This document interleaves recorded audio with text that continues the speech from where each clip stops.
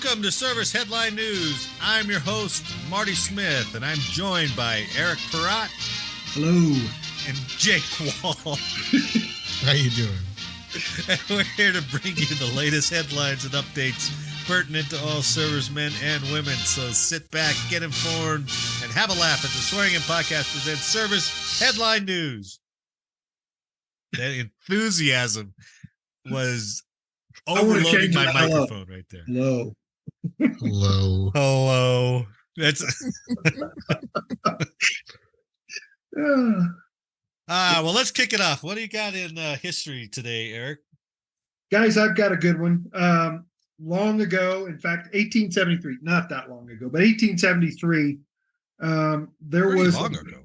Well, 1873 is not as far as like back to the American Revolutionary War or something, but this was a battle that took place back in 1873, and it was part of the Modoc, M-O-D-O-C War, which was part of the Indian Wars with the U.S. military.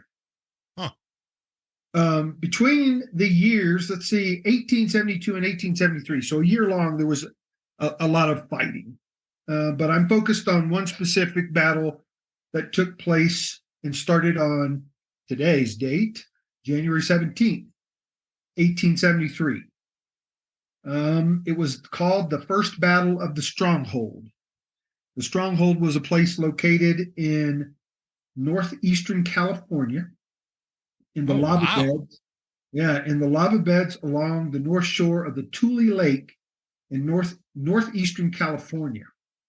So you never hear anything that far out west. No, especially the reservation that they were supposed to remain on was the Calumet Reservation, which was in Oregon.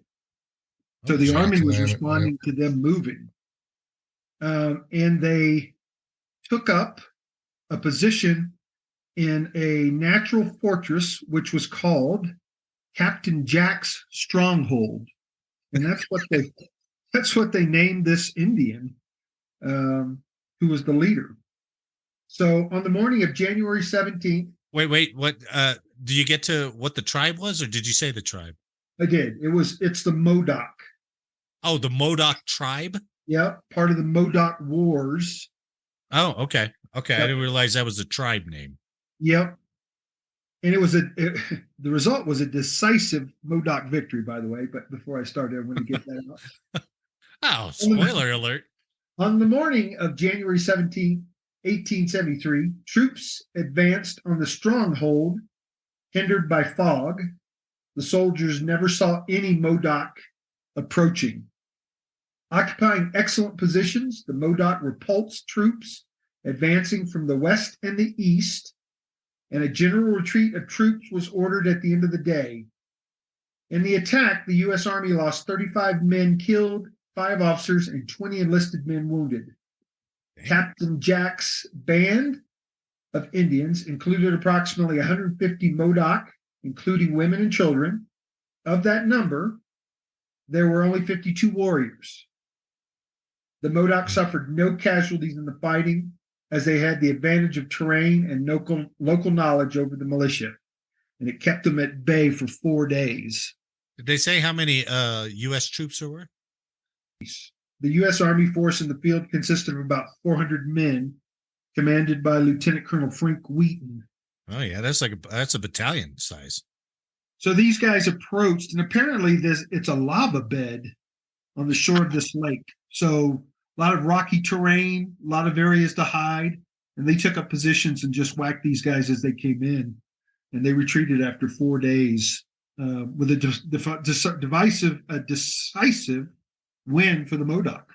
And it was one of the first early battles of the Indian Wars where the Army lost. Have you ever been out on a lava bed? Yeah. Have you ever walked on lava? I've seen it. I have not walked on. Well, I mean, not. Okay. Like hardened lava, lava rock. Yeah. Nobody walks on lava.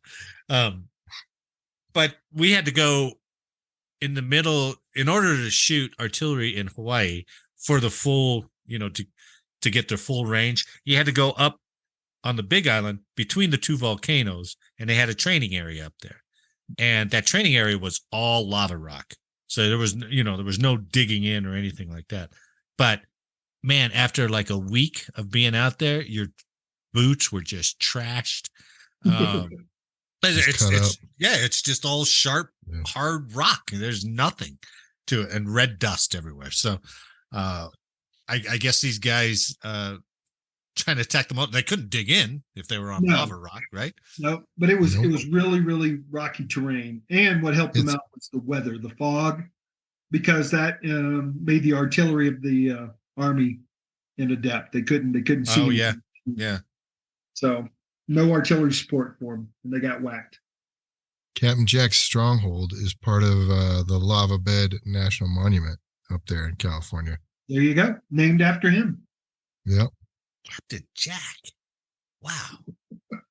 He's an ugly fella, too. I've seen a picture of him. He's not the kind of gender neutral Johnny Depp pirate figure that was played in the pirate movies. It wasn't that Captain Jack. Yeah. This one's a pretty hardcore Captain Jack, evidently. Oh, really? Yeah. The colonel he relieved of his command and replaced. He fought off a ton of army infantry. Yep. With him and his tribe with him. So yeah, 400 guys. My God. Did we eventually take that stronghold? Yeah, it's a U.S. national park now. Well, thanks. Yeah, we took it over in 1960. They finally let Got it him. No, I don't believe they did. I think in the aftermath, defeat of the army at the First Battle of the Stronghold strengthened the Modoc position, and the United States began peace negotiations from a position of weakness. The Modoc also gained confidence in their ability to defend their position against a superior force. Huh. So I do not believe they ever took it. Modoc owned it. And I found the strength. The army had 300 infantry, 100 cavalry, and 2 howitzers. The cavalry. That's battalion. That's battalion strength right there, definitely. Cavalry and howitzers had no bearing. The horses couldn't come through the lava fields. Yeah. Weather prevented the use of the howitzers. Oh shit! Yeah, they had a time perfect. So all that stuff's pretty cool, pretty interesting. Good choice, Eric. Yeah. Thank you. Okay. The Navy is using solar-powered drone boats as scouts in the Persian Gulf. So from January 6th through the 9th in the Persian Gulf, the U.S. Navy conducted an exercise in which 2 Saildrone robotic boats communicated with the USS Delbert D. Black, a destroyer. The exercise used robots, AI, and a crewed ship to scout the environment around them. Now, Saildrones are small boats, just 23 foot long, and they rise about 16 feet above the surface. They have a sail. They have solar panels to power its electronic systems and charge its batteries. And a Saildrone right now exists as a tool for passively monitoring the sea. So they're controlled by the big ship, and they're just out there kind of tooling around, seeing what they can see. So they transmit mostly images right now, at least what the article says. What they probably do more, but the article didn't talk about that. But they transmit images back to the ship, and they also transmit it back to a place on land if they want to, a headquarters on land, and they can track all the information that this boat sees. And they showed a picture of like the display. It looks like a big widescreen, and you can see like the dash lines of where the drone is, and you can see everything that it's seeing. Or I mean, they can do it either by real-time imagery, or they can do it by like icons. And the cool thing about it is it's not like a radar that passes and then you got to wait for the next pass. They track it where it's been, so you can see its path, and you can see the things that they've been tracking and what they've been what they've been doing. So this is just to enhance more eyes out there in the sea. Marty, also, in your description, you talked about an AI. There's an artificial intelligence. Yeah, they didn't really explain that. It just said it. So I think that AI is on the ship. Okay. That it So we don't have like a broadcasts. Megan doll out there running around, right? Well, Maybe. nothing that they're going to say unclassified. Yeah, right.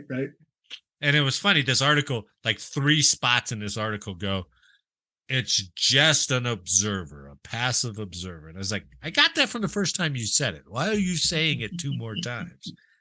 Probably because they're like, oh, this thing, all it does, it's just a TV camera out there. That's it. Put a torpedo on that thing and run it.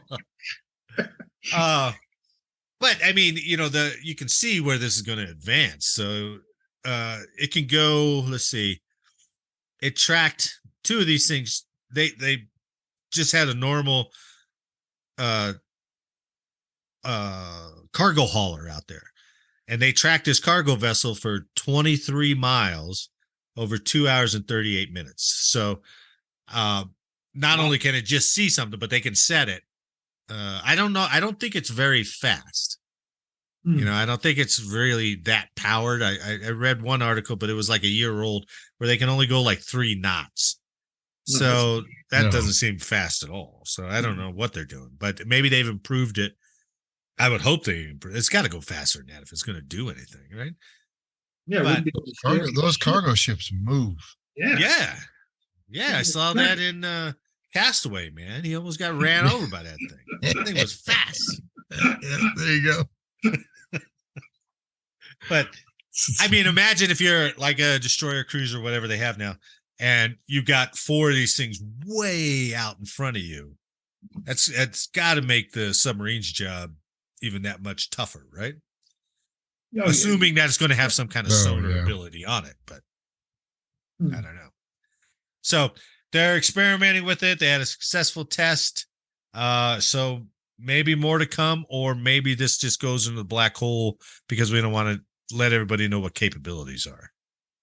Well, there's got to be a lot of potential with that thing to do. You know what I mean? When we talk about the drone, absolutely, yeah, absolutely, probably amazing. I mean, the call for, haven't they made a call out for like anybody enlisted or officer can sign up for like drone pilot training? I thought I saw that enlisted can do that too now, right? One of my friends he got commissioned, and he's one now. He's a drone pilot. Yep. Actually, they have a whole training facility down in Pueblo. Really? Yeah. It blows my mind that they fly those things from the States, they bounce that signal all the way over to the Middle East. That's crazy. I would think that they would have those guys at least on the ground, but I guess there's no need to, right? Yeah, once it's up there, right? Yeah, once it's up and orbiting. So I'm sure these Saildrones have some limitations, but I brought that up about the Air Force doing that, and it's just, hey, we got Eric and I. We did a story on robots, right, for the Army, and now they got it for the Navy. So who knows? Maybe this Space Force. We were talking about that last week about these guys being out of shape and all that, video gaming and all that stuff. Well, maybe you got a whole battalion of just robotic drivers. I mean, you got to figure we're going to head that way. If you can reduce the human body count, why wouldn't you do that? But I would also think your bad guy is going to have the same opportunity. So where do you ever make gains in a conflict? Well, I don't know. I mean, are they or are they not? I mean, it's hell, we're having a hell of a time with drones. It makes me think of the first Iron Man movie where they were trying to figure out all those suits and those guys are getting blown up in them. I'm sure countries are trying to develop it, but Yeah, you're right. I mean, because it's like, oh, we got 5 of their drones, they got 10 of ours. Exactly. All right, who wins? Right. I don't know. Well, we'll have to ask our kids about that, I suppose. Very cool though. Okay, here's one for potential vets. At least they're trying to, but it sounds, the more I read this article, the more complicated it sounds. But the headline is blast exposure history could soon be part of U.S. troops' medical records. So remember when we talked about those mini TBIs that the Army got? Yeah. Well, this is dealing with that, but they're explicitly focusing on blast exposure. A 5-pronged Defense Department study involving more than 600 soldiers and Marines as human test subjects is inching the department closer to fulfilling a congressional mandate to include blast exposure from training and combat operations in a service member's medical record. Now, that all sounds fine and good, but listen more on how they're trying to do this and the problems they're getting. The study, which began in 2018, found that even firing weapons repeatedly in conventional stateside training could produce symptoms of traumatic brain injury. And while monster blasters, have you ever heard of this weapon? Like the Carl Gustav recoilless rifle. I've never even heard of that weapon. I guess that's what we use now. I bet you that's spelled with a K. So no, it's with this is fun. It's not with a K. It's with a C. Do you know? But they named it Carl Gustav, and I was like, huh. Yeah. Hey, did you guys happen to see the news today about the TSA finding someone who was trying to check the exact weapon you just talked about, a recoilless rifle, in his checked baggage? Really? No. In the TSA today. Where was this at? Where did they catch him at? I forgot the name of the airport. Let me. Have you seen a picture of this thing? Yeah, it looks like it's in a green. It's like a freaking. It's not a. I don't know. That's not what I was anticipating when I heard rifle. Right. It's a souped up bazooka, man. Yeah, that's what I'm saying. Look at that thing. That's badass looking. And I'll have to find that out for next time, but why they call it the Carl Gustav. So here it is. The TSA finds an 84 millimeter weapon in a checked bag at San Antonio International Airport today. Texas. So, and they've actually got a picture of the weapon, and it looks like it's straight out of a military case. Really? It's a recoilless rifle. Damn, how big is this check bag? When you described that, I was thinking, damn, it's got to be the same one. What was TSA's problem with that? It didn't have a trigger lock? Sir, you're going to have to lock this trigger. Where's your paperwork, sir? It's an undeclared 84 millimeter caliber weapon, recoilless rifle. How do you get a hold of one of those? Yeah, exactly. Just to try to check it into TSA. I don't know. When you down at the pawn shop, you're like, hey, I want to pick up a P38 for my little niece, so she can see what we used to open it. Hey, look at that, a recoilless rifle. How much is that? Haven't shot one of those for a good 5-6 years. I'll send that over to my son for Christmas. Yeah. While monster blasters like the Carl Gustav recoilless rifle top the list of weapons most capable of creating harmful blast overpressure effects, even sniper rifles could do damage over time, officials said. An academic paper published in January 2022 found that up to 22% of troops from recent conflicts suffered from MTBIs, mild traumatic brain injuries, and the most prevalent cause was long-term exposure to explosive weapons. Okay, makes sense. The problem they're having is how to quantify the blast effects and put them into a service record. This guy, Gil Cisneros, the Undersecretary of Defense for Personnel and Readiness, said there has not been any surveillance or documentation of brain exposure to blast overpressure due to limitations in the ability to measure and characterize the hazard of such exposures.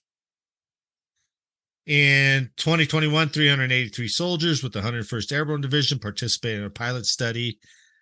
They wore small blast gauges during heavy munitions firing operations that track both blast overpressure exposure and efforts over the course of a single day and longitudinally during 3 to 4 months of normal training. Another study involved 200 troops at Marine Corps Air Ground Combat Center 29 Palms with the same gauges. So they're trying to use these gauges to associate this activity was X on this gauge, to try to get a number to it. You know, I don't know how else you're going to get it in the record, right? It's got to be quantifiable. It's got to be quantifiable so we can give you a percentage of your life. We're all working for 200%. Yep. Navy Captain Scott Coda, Division Chief at the Pentagon's Traumatic Brain Injury Center of Excellence, which is funny that they stuck excellence on there, right? That's what I was just giggling about. I know. The Brain Injury Center of Excellence. Excellently. We do it the best.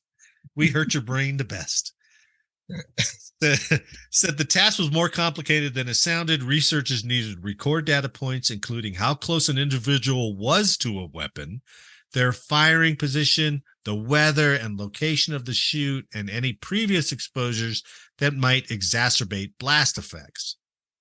A recently published DoD-wide memo announced the finding that blast pressures as low as 4 pounds per square inch could affect the mental functioning of service members, resulting in mild reported symptoms such as brain fog. While it's not yet clear when the DoD will be ready to meet the mandate to include blast overpressure events in a service member's medical history, the Warfighter Brain Health Initiative will continue over the next 4 years to implement 53 recommendations intended to protect troops' brains throughout their careers. So there was a whole lot. The second part of this article was about mitigation efforts. So, and they were worried about instructors. Like take a hand grenade instructor. You know, he's there all day, getting blast after blast after blast, right? Unless I've gotten older, my brain fog has gotten worse. Yeah, I mean, I couldn't come up with anything right there. That's an edit. It's brain fog. That's a perfect example of it. Yeah, I was artillery guy. I got a lot of brain fog. So, but yeah, I don't know how they're ever going to quantify that and stick a percentage on that. I don't know. I mean, it's good that they're considering it, but I remember going to the guy who did my initial VA physical. Yeah. And, you know, it was so like, hey, pick up that pencil off the floor. Do you have any back pain? I was like, yes. Oh, okay. Hey, you might have some problems. I was like, really? That's it? Whoa. But, you know, most of it was whatever was captured in the record, right? That was most of it. But then that guy was just like ticking off things, and he goes, "Okay, we'll make an assessment, and we'll talk to you in a year, or however long it took. Took for fucking ever." But yeah, a long time. Now you add something like this on there. That's, you know, it's got to be. They're going to have to be able to measure that before you get out and have that in your record somehow. But then how do you put I don't know how you put a percentage on there. Yeah. So, but anyway, at least they're working on it. There's going to be a center of excellence. Center of excellence for brain injury. And determining your percentage. Yeah. All right, fellas, since it's that time of the year in the NFL, NBA, and NHL to choose their all-star teams, I thought we could do the same with a all-star military team. Oh, very nice. So this team will include Sounds good. We'll put this team together over the following weeks, right? It's not just, we'll just do one thing every show. It'll include both equipment and units. Eric brought up pistol. And I was like, oh, that's a good one. Because we've changed pistols quite a bit, right? Anyway, I thought tonight we'd start with battleships. Nice. Each of us will make a case for a particular battleship, and then we'll choose the all-pro selection. All right, first up, Jake, what's your choice for Battleship All Pro? I gotta nominate the USS Iowa. So the USS Iowa, yep, they entered World War II, 1943, operating in the Atlantic, initially carrying President Roosevelt to North Africa, later heading to the Pacific, where it assisted in a number of landings and helping the USS Alabama, shell multiple islands, including Tokyo. Nice. And then the Iowa was reactivated for the Korean War, and then the Persian Gulf. And during the Gulf War, the Iowa carried out a number of Tomahawk and Harpoon missiles and escorted Kuwaiti oil tankers back out of the Gulf into the international waters. Damn, so it fought in both the Atlantic and the Pacific. Yep. So World War II, Korean War, and Persian Gulf War. She's still active, Jake? Is she still active? Sure. Yeah. You know it's not in the article, man. No, I didn't look at it. Yeah, that was a shit move. I didn't mean to look at it straight. I was just throw me under the bus. Marty just says, read the fucking article. And you're like, how many people does it carry? How many retrofits have it gone on? Fuck, man. I thought you might have had the wiki page up. I didn't know. I'm sorry. You can have your revenge here in just a couple ships, Jake. Oh, my God. And Jake is a vengeful son of a bitch, too. Right. I honestly don't know, Eric. But it has... Jake, just out of curiosity, what are the awards that the USS Iowa earned? Marty, I'm so glad you asked. The Iowa earned actually like 9 battle stars in World War II service, 2 for Korea service. So, and then multiple other liberation awards, Navy Meritorious Unit with commendation with star. Well, I think that's a worthy nomination for All Pro Battleship. But I have a better one. My nomination is the USS Missouri. Big Mo. The Big Mo, the Mighty Mo, the one that Cher rubbed her crotch all over the mighty guns of the Missouri. That's +2 vote points. That is right. That's right. I may have to jump on that ship too. The USS Missouri was the last American battleship to be commissioned and the last one to be decommissioned. Serving from 1944 to 1992, Mighty Mo bombarded Japanese positions at Iwo Jima, Okinawa, and the Japanese mainland.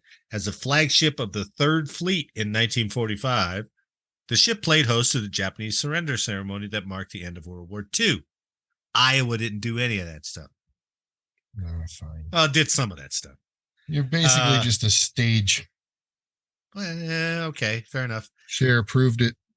In her later years of service, Missouri attacked enemy positions in the Korean War and was part of the fake landing of amphibious forces on the Iraqi coast in Desert Storm. I didn't know we did a fake landing. Nor did I. Oh, we have to look that up. Yeah, that was the old juke right move. The old juke in the desert. Well, how'd I forget? Yeah. In her later years of service, the Missouri attacked enemy positions in the Korean War and was part of the fake landing of amphibious forces on the Iraqi coast in Desert Storm. After its final decommissioning in 1992, the USS Missouri was converted into the Battleship Missouri Memorial in Pearl Harbor, Hawaii. Its awards, I know you're wondering. So the Iowa had 9 battle stars for World War II service and 2 for Korea. The Missouri received only 3 battle stars for her service in World War II, but 5 for her service during the Korea War and 3 more for her service during the Gulf War. I think that beats the Iowa. Missouri also received numerous awards for her service in World War II, Korea, and the Persian Gulf.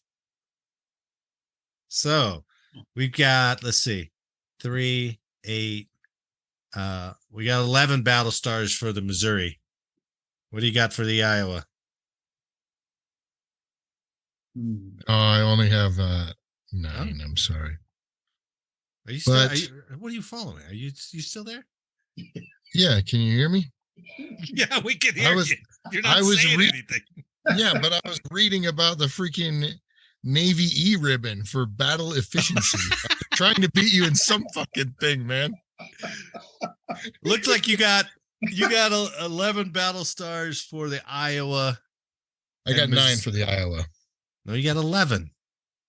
You got 2 for Korea, 9 for World War II. Oh yeah. Sorry, my bad. So you got 11. Know your own battleship. I just got familiar with this 10 minutes ago. Really? It seems like you've been doing it for a good 9.5 minutes. Yeah, there you go. So we're tied. We got a total of 11 battle stars for both boats. Gentlemen, can you beat that, Eric? Gentlemen, really good choices. The 2 you came up with, really good choices. However, out of all the Iowa-based battleships, you must have forgot about the USS New Jersey. The New Jersey? The New Jersey. The New Jersey. The old Garden State. First served in World War II, striking targets across the Pacific. She went into reserve status after the war, but was called back up to pound positions in Korea. The New Jersey was placed on reserve status again in 1957, but returned to active service in 1968, providing artillery support to forces in the Vietnam War. After another period of deactivation, the Jersey was upgraded in 1982 with cruise missiles and supported American operations in the Lebanese War from 1983 to 1984. Wow. So a lot of service, a lot of time. Her awards, gentlemen, and I do believe I have you beat. The New Jersey earned 9 battle stars for her World War II service, 4 for the Korean War, wow, 3 for the Vietnam War. 3 for Vietnam. Yeah, we were busy. And 3 for action in Lebanon and the Persian Gulf region. You say we were busy. I was on the ship. Exactly. I was there. It's my jersey. Fair enough. Damn. So the Jersey was badass, and I didn't realize how bad she was. She was badass. Shit. 19 battle stars. Yeah. Jeez, man. Well, all right. Missouri bows out. Yeah. Corn Belt secedes to the Garden State. But you know what? It is interesting that they're called the Iowa-based or the Iowa class, battleship. Yeah, it's named after the first one, right? Isn't that how they do that in the Navy? Whatever they name the first ship, that's the class of ships that come after it. All right. So the Iowa was the first? Yeah, I think. Because like they had the Enterprise line of carriers and the I think that's how it goes. I think they named the first ship of that class, and then that class is named that class. So I guess the Iowa was the first ship in that class, so it's Iowa class battleships. Okay. So I had to set the standard. You did, which does give you points, but it's hard to beat 19 battle stars. So, and the Iowa was the first battleship built by the Iowa class, and it served as the lead ship of the battleship. She served as the U.S. Navy's capital battleship for 2 years during World War II. She was also part of Franklin D. Roosevelt's Atlantic campaign and also bombed islands to prevent troop landings. Iowa's busy, no doubt. No kidding.